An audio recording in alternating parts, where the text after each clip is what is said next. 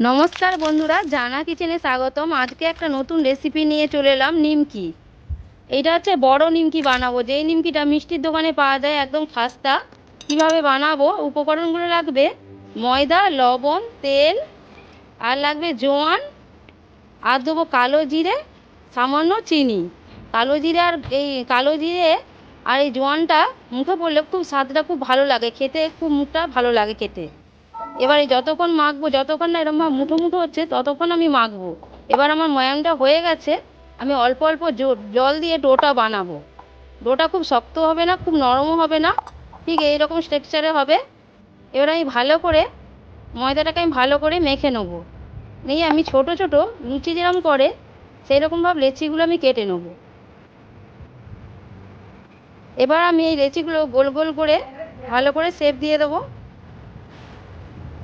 এবার একটা একটা লেচি নিয়ে লুচির মতন করে বেলবো। তার আগে আমাকে তেলের মধ্যে এই ময়দা দিয়ে এই মিশ্রণটা তৈরি করতে হবে, এইটাই ওর উপরে লাগাতে হবে পলেপের মতো।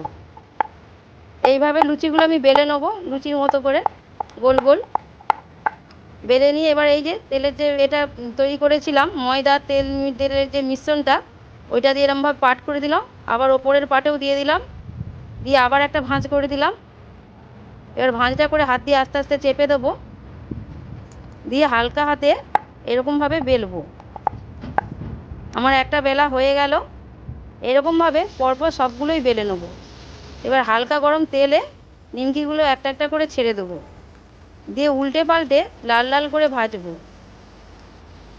একদম সুন্দর লাল লাল হয়ে গেলে তারপর আমি নিমকিগুলো একটা একটা করে তুলে নেব।